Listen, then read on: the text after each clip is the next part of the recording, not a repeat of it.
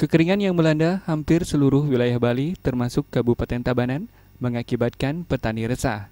Pekasya 1A Subak Asaman Selamadak Timur Dewa Madiswarto mengatakan, setelah masa panen pada bulan April lalu, hingga kini nyaris tidak ada hujan.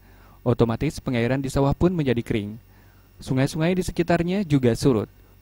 Kondisi ini diperparah dengan digunakannya sumber mata air untuk perusahaan air swadaya dan PDAM.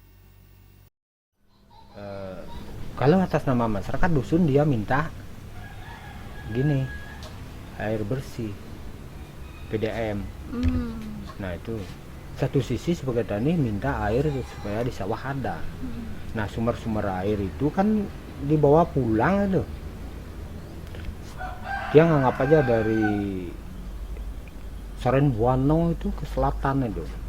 Saren Buano malah dari apa namanya untuk di Seltim ini, dari ujung sampai ke pantai itu hampir semua itu rakyatnya mempergunakan PDAM swadaya, mungkin yang dikelola oleh PDAM kan gitu.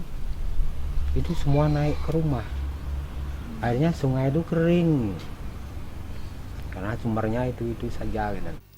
Akibat kekeringan ini, 6 subak di wilayah Asaman Selamadak Timur tidak dapat menanam padi. Bahkan palawija pun tidak memungkinkan.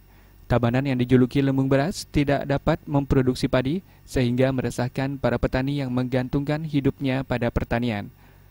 Bila faktor alam ini berlanjut, Dewa Suwarto merasa pesimis swasembada pangan akan tercapai. Purnama dan Joka Andika, Bali TV.